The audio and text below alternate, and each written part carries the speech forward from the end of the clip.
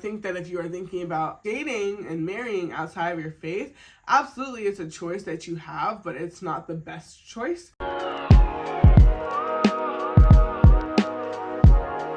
What's up, fam? Before we get into today's episode, we had to make sure you knew that tonight is day 2 of the Are You Ready for a Relationship Challenge. This is something you don't want to miss. And don't worry, if you didn't do night 1, that isn't going to affect you too much tonight. And actually, night 1 is actually up on our YouTube channel right now, so you can go check that out before tonight. But we want to make sure that you're there for night 2.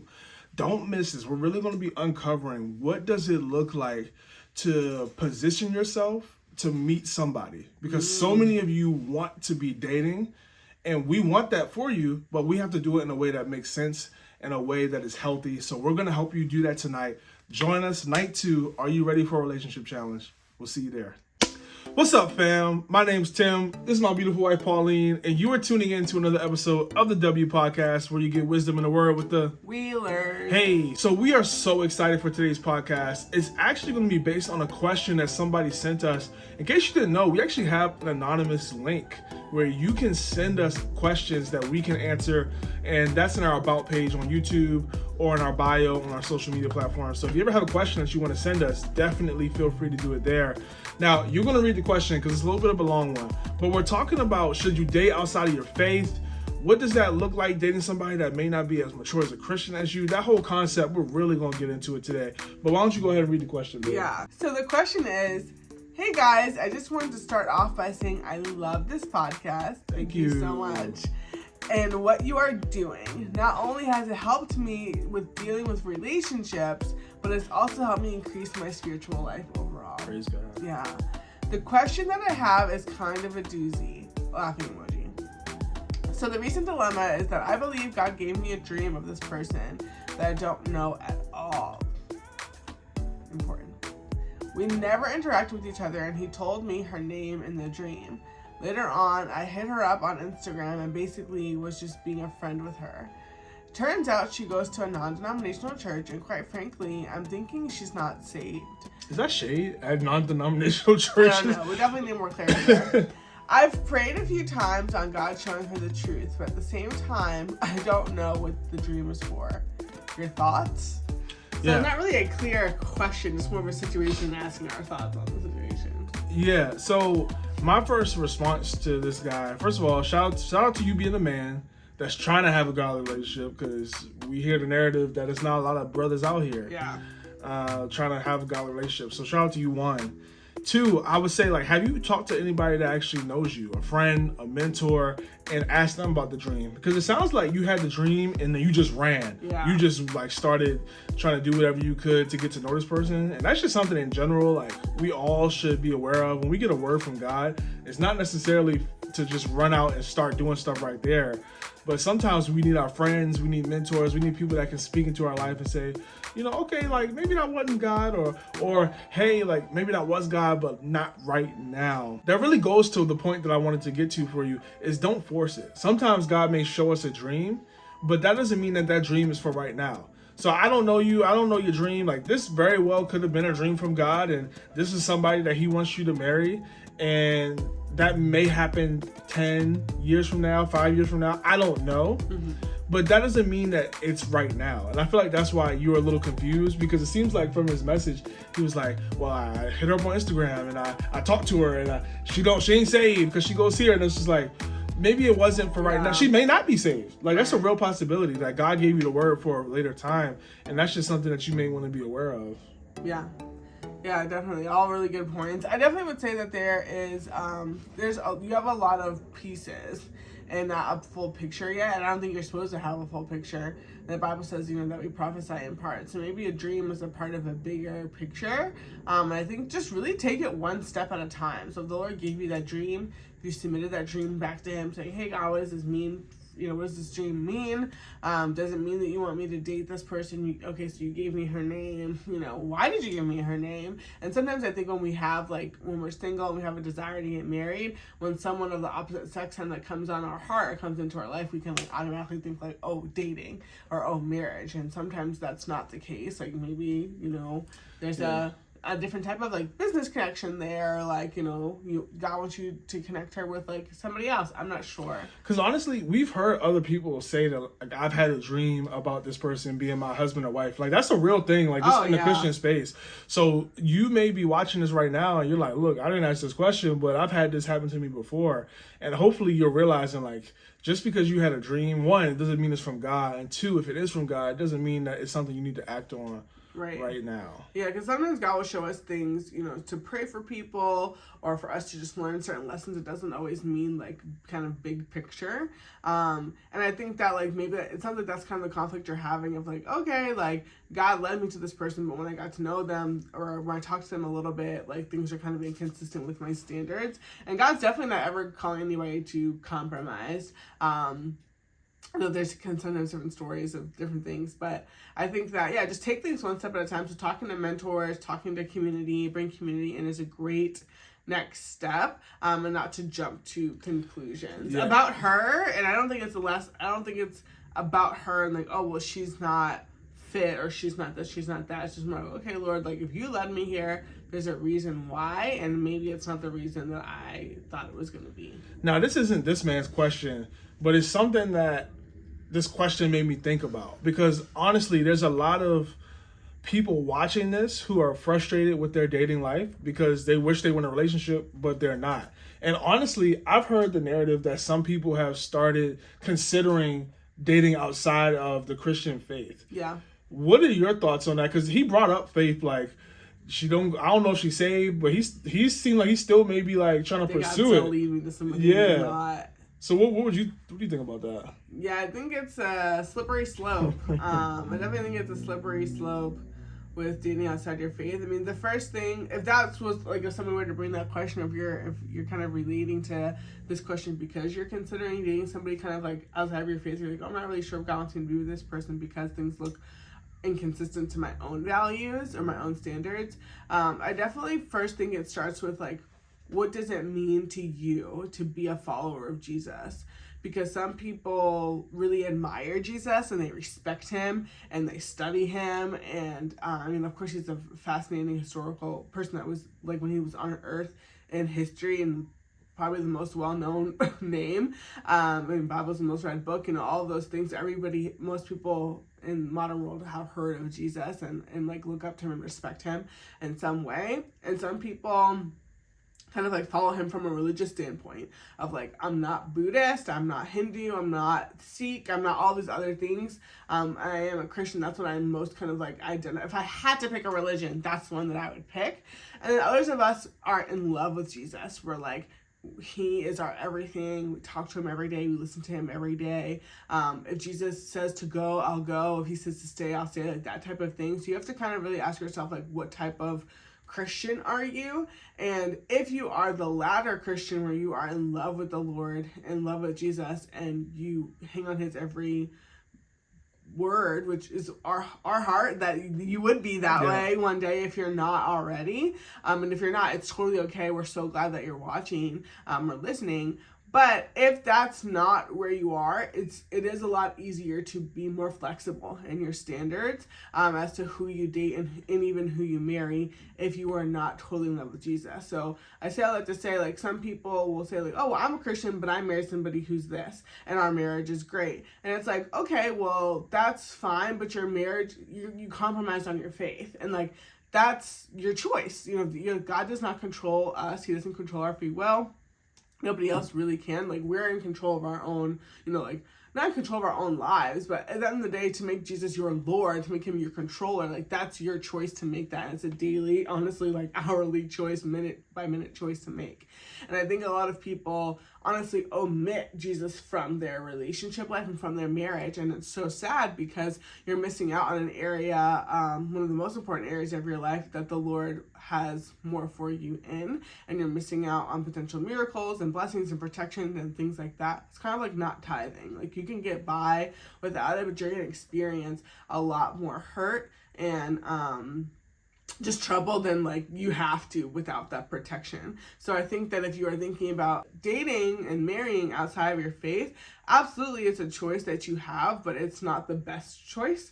And by no means is it easy to date, because I know a lot of people, like, not a lot, but some people you'll see like will convert, like religions to be with other people. And like, to me, people in that situation, when you do that, you compromise. You chose a person, or you chose love or a relationship over Jesus. But if God is your first true love, like as much as I love you, I don't love you more than I love the Lord.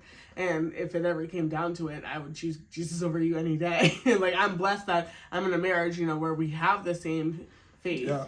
But a lot of people, they choose being with a person rather than choosing, their Lord and Savior, or just honestly choose their religion. So even people who are Jewish and they convert to Christianity to be with somebody, they chose that person over their faith. And same thing for Buddhism and all of it. So whenever you see people converting and kind of like marrying outside of their faith, they chose a person over. That person is more important to them than Jesus. Their priorities are out of whack. Yeah, and I think just from a practical standpoint, sometimes we don't think enough about long-term ramifications in our relationship. So Pauline was kind of touching on it a little bit. When you marry somebody that doesn't have the same faith that you have, that's cool until it's not. In the moment. Yeah, it's cool in the beginning. But then if you're blessed to have children, that's where it can really start becoming an issue, because we've seen people who have kids and now they're in that situation where they want to raise their children one way, but the other parent doesn't want to raise their child that way. Right. And not only is it frustrating for you, but it's confusing to the child. Right. Because now the child isn't sure, like, okay, like, mommy thinks this, daddy believes that. Yeah, and it makes the home environment not the best. Yeah, divided. So whether it's your faith or whether it's another area of your life, you're dating somebody that is bad at budgeting and just doesn't care about finances, marrying them could be a problem. Mm-hmm. Right now it's fine because y'all not sharing money. Right. But when he's making decisions later in life, selling homes, buying homes, starting businesses, shutting down businesses, that's going to affect your future. Yeah. That's something you want to think about now when you're dating somebody. Are they showing that they can make decisions that are healthy now? Because if they're not doing it now, there's no telling they'll be able to do it later, and when it really will cost you. Yeah, and stuff. I think, like, with these bigger values, like these conversations about, like, oh, what do you believe? What do I believe? Faith, money, all of it. I think that the why is the most important, because some people are in relationships where, like, they've like led their partner to Christ either before or during the relationship, and like the partners were like, oh well, my family just didn't grow up in church, or I was never exposed to the gospel before, and they fall in love with Jesus, and that's a beautiful thing. Whenever anybody, hears the gospel and accepts it into their heart, that is always something that I will celebrate, no matter how it happens, because that's what matters at the end of the day. But I think that it can be a little bit, even just confusing, because even to your point about like the children and like, down the road, like sometimes people get in relationships and like they're like, oh, I know you believe this and I believe that, like, but we're, those parts of our lives are separate. Like I pray and he does what he does, and like we respect each other's like differences, and like that's fine. But a lot of times people change, and like sometimes I've heard stories of spouses who like will like mock their spouse's belief, and like that's so hard. And like your spiritual life, no matter what you believe, is the most intimate part of you, and that is something that the Lord has designed for you to share with your spouse. Not like, oh, your faiths are attached, but like I have my relationship with Jesus, you have yours, but then we also are able to pray to the Lord together. It does bring unity in the home. But going back to what I was saying about like, the why is so important, because like, sure, maybe you have, maybe you grew up in a home that was like very faith-filled and it was just easy for you to encounter the Lord at a young age because of the environment you grew up in, but like the person you're with, they didn't have that story, and that's not, necessarily their fault or whatever. But I think at the end of the day, like if that person, so maybe they don't know, the Bible backwards and forth like how you do, because you've been reading it for 20+ years, but the fact that they even have a Bible and the fact that they have a desire to read it and they want to learn more about it, that's what matters to me more than like I guess, the tactical or like skills part of it, like, or are you on my level? Because I know a lot of women out there, like, they're like, oh, well, you know, I want a guy who's on this level spiritually. Like, you basically want to marry a pastor. Like, you want to marry somebody who, you know, is at this level spiritually, because that's what you saw in your dad when you grew up, and like you saw how he led your home, and that's such a beautiful thing. But also, I don't want you to count out guys that are not on that level because they didn't have the same start in life as your dad, you know, your dad did. Yeah, that's a slippery slope too, because I get what you're saying, but I think there should be, for me, I want there to be some like standing point, some like, all right, you got to at least be here. Yeah, no, there definitely are. And I'm not saying like, I'm definitely not saying missionary date and like help him get to where he needs to be. But I think like I've heard stories of women who like, okay, like they were in the church and their dad is a leader and they look up to their dad and they love their dad and they basically want to marry a guy who has the same type of like spiritual maturity as their father. Like, they want somebody that knows all the books of the Bible in a who can pray confidently and who knows who Paul is in the Bible, knows the story, like kind of basic things. But then like they'll meet a guy who like just got saved yesterday and like his dad, you know, he grew up in an abusive home and all these different things. Still a good guy who's after the Lord, but they disqualify him because like, oh well, you don't look like my dad. But then at the same time, he's having conversations with her dad, like on his own, trying to grow on his own. And they're not recognizing the effort that a man is putting forth. Yeah, I just think, you just gotta be careful with that. I hear what you're saying, but just. And it's let me say this too. It's not something that you should be deciding on your own. So like if there's a guy who's like interested in you and you're like, yeah, he's really not like where I want him to be, that's when you do bring in your community and you do bring in your dad and your brothers and your uncles and you say, hey, there's this guy who's interested in me, and they may be able to say, baby girl, he's not there. But then they might be able to say, that's a man after God's own heart. When I was his age, that's exactly what I was doing. And they'll say like, yes, like this is looking good. Maybe give it some time. But like, that's not a decision that you should be making on your own. Like, bring in another person of the opposite sex that can tell you this is how a man thinks, this is how a man should be operating to be mature. Yeah, that's a great point. No, I like that point a lot, and I agree with that.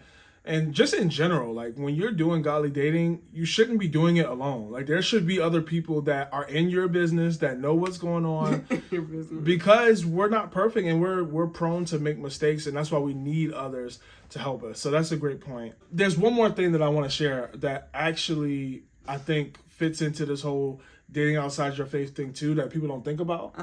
And you don't realize that you're compromising your faith when you do that. The Bible says that bad company corrupts good character. And you think about stories in the Bible like Solomon, somebody who really did love the Lord, who was giving extravagant offerings that no one had ever done in life. But by the end of his life, because he had compromised by dating so many and marrying so many different women outside of different faiths, they drew his heart away from God. And not even, here's the thing, they didn't draw his heart completely away from God. He still worshiped God to some degree, but they drew his heart away from God being the sole place in his heart. And that's the problem. That's the dangerous part. Because if you're watching this right now, you probably are somebody who truly loves the Lord with all your heart. But then you start dating somebody else that is believing in different religions, and you're going to find yourself drifting. Right.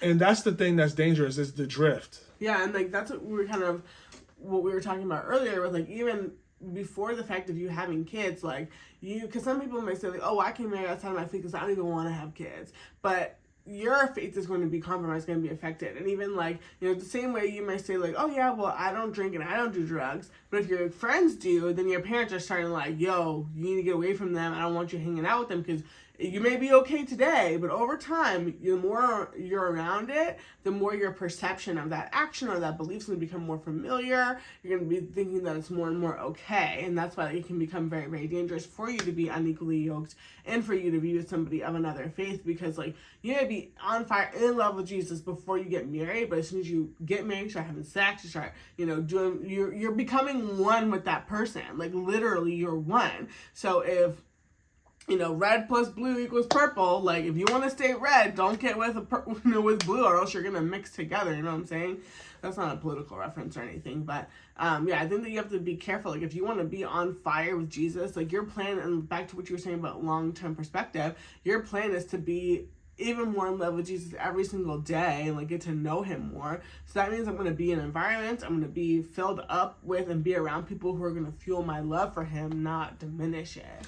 Yeah, and I think the best thing you said today was referring to make sure that you include other people in this process, because that will cover you and make sure that you're not dating somebody that you shouldn't be dating. Yeah. And if you want more help when it comes to how do you involve mentors into your relationship, check out this video that we did earlier this year, and it really will help you with that. And I think it will help give you some more clarity and perspective on how important mentorship and friendship is in a relationship. Yeah. So this has been another episode of the W Podcast. We hope it was helpful. We'll see you next week. Bye. Thanks for watching this video. To get more Christian relationship advice, subscribe to our channel. And make sure you check out our other videos as well.